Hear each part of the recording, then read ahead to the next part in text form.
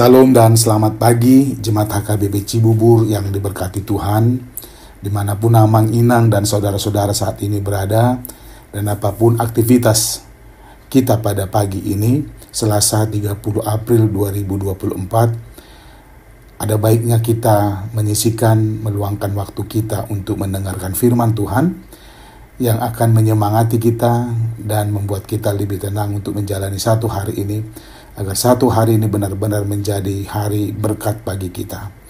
Namun sebelum kita mendengarkan firman Tuhan, marilah terlebih dahulu kita berdoa. Kasih karunia dan damai sejahtera dari Allah Bapa dan dari anaknya Tuhan Yesus Kristus kiranya menyertai kamu sekalian. Amin. Bapak Ibu Saudara-saudara, sesuai almanak HKBP, renungan harian kita diambil dari Injil Lukas pasal 24 ayat 32, dikatakan demikian. Kata mereka seorang kepada yang lain, "Bukankah hati kita berkobar-kobar ketika ia berbicara dengan kita di tengah jalan dan ketika ia menerangkan kitab suci kepada kita?" Demikian firman Tuhan. Beriman itu percaya. Bapak, Ibu, dan saudara-saudara yang dikasihi Tuhan Yesus, kalimat yang menjadi firman Tuhan renungan hari ini adalah percakapan antara dua orang murid Yesus yang sedang dalam perjalanan ke Emmaus. Seorang di antaranya bernama Kleopas. Dalam perjalanan itu mereka berdua asik bercerita tentang sesuatu yang baru saja terjadi saat itu, yaitu Yesus yang sudah bangkit.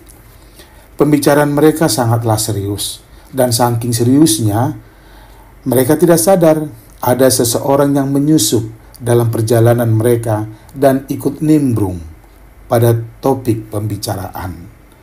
Dan mereka pun tidak sadar siapa seseorang yang sudah bersama dengan mereka itu. Itulah karena saking seriusnya. Padahal seseorang itu adalah Yesus yang kala itu sedang menjadi trending topik di seantero Yerusalem.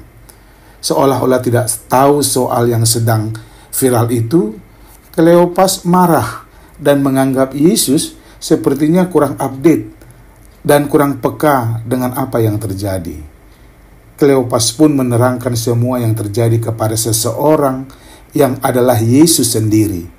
Dan akhirnya Yesus yang masih belum mereka kenal itu menjelaskan banyak hal yang terdapat dalam kitab suci. Namun sampai di situ pun mereka belum mengenal siapa seseorang itu. Ketika mereka tiba di Emmaus, duduk dan makan roti, kedua murid Yesus itu melihat bagaimana Yesus memecah-mecah roti dan mengucap berkat lalu memberikannya kepada mereka. Barulah mereka mengenal siapa seseorang yang sudah bersama mereka tadi. Tetapi ketika itu terjadi, Yesus pun meninggalkan mereka. Jemaat Tuhan yang baik, mungkin seperti itu cara Tuhan untuk memastikan kabar kebangkitannya. Pertama-tama Yesus yang sudah bangkit hadir bersama orang-orang, termasuk para muridnya yang masih ragu dengan kebangkitannya. Memang wajar kalau mereka ragu karena peristiwa itu belum pernah terjadi. Orang yang sudah nyata mati hidup kembali. Mereka lupa bahwa Yesus bukan manusia biasa seperti kemanusiaan kita. Dia adalah Allah yang menjadi manusia.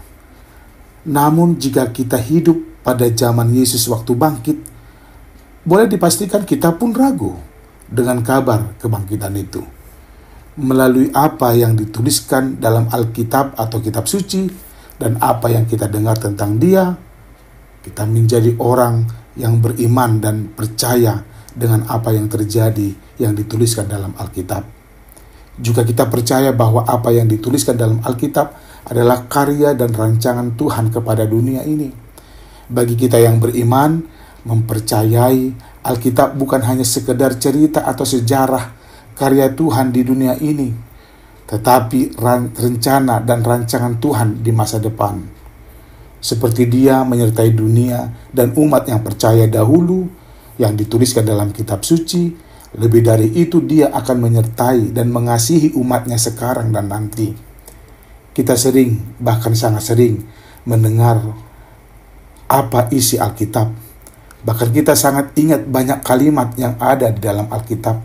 Namun kita harus ingat bahwa isi Alkitab bukanlah hanya untuk dihafal. Perlu dan sangat perlu untuk mengingat apa yang tertulis. Seperti murid Yesus yang mampu menjelaskan kepada seseorang tadi. Kleopas banyak tahu tentang kebangkitan Yesus, tapi dia tidak mengenal Yesus yang sudah bersama dengan mereka dalam perjalanan ke Emmaus. Beriman itu adalah percaya. Percaya kepada apa yang telah difirmankannya, yang sudah tertulis di dalam Alkitab. Percaya pada rencana dan rancangan Tuhan terjadi dalam kehidupan kita. So, yakini apa yang kita imani akan terjadi karena Tuhan mengasihi dan menyertaimu dalam perjalanan hidupmu. Amin.